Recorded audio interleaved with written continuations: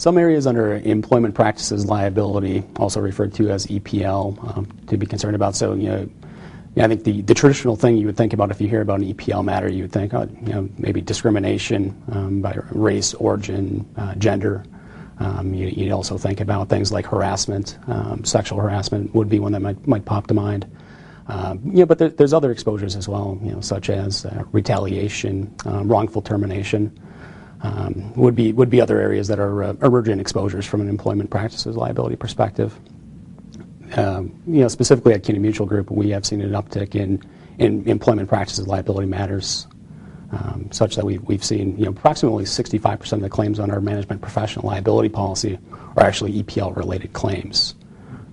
Our paid claims within the EPL area have increased 35%.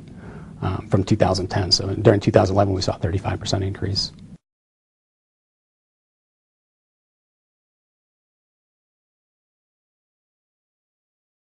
EPL making up 65% of our claims under the management professional liability policy. You can clearly see it remains a significant exposure for credit unions today. In terms of what we see for trends, we also look at the Equal Employment Opportunity Commission's website, which tracks claims across all industries. And there what we saw was there was actually a record claim level in 2011 for EEOC charges. That was actually, it replaced the former record of 2010. So roughly we're seeing 100,000 charges coming through the EEOC Commission on an annual basis at this point.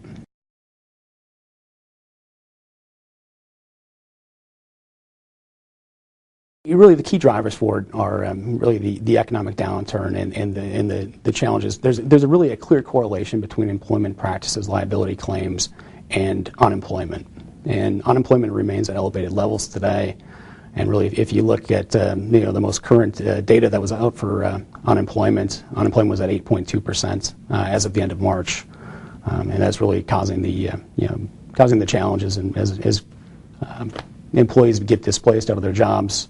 One avenue that they tend to go after is potentially employment practices claims against their former employers.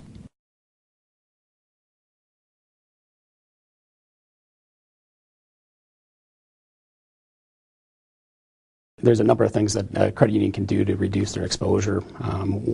The first thing they really could do is really look to train their employees and their managers to really understand what potential exposures are out there. Secondly, they can look at they can periodically review their employment handbook to make sure it's up to date and has been actually reviewed with legal counsel as well for their input to make sure it complies with today's labor standards. Lastly, a credit union also could look to establish formal policies and procedures in addition to the handbook that they have in place. One such example would be the Anti-Retaliation procedure that they could put together.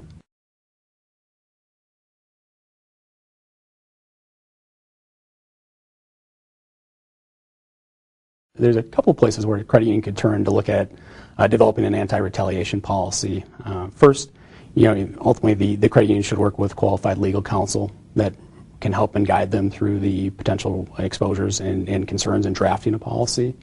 And second, if the credit union is a CUNA Mutual policyholder, they can work with our risk management department to get sample policies and procedures.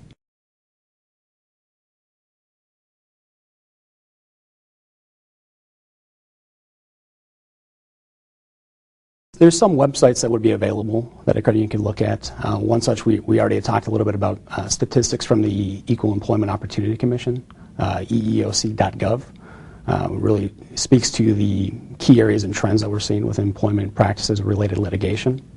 Another avenues that a credit union potentially could look to is within our CUNA Mutual offering. We have, again, CUNAmutual.com. We also have a specific website that is dedicated to EPL risk for our management and professional liability policyholders, which is EPLrisk.com.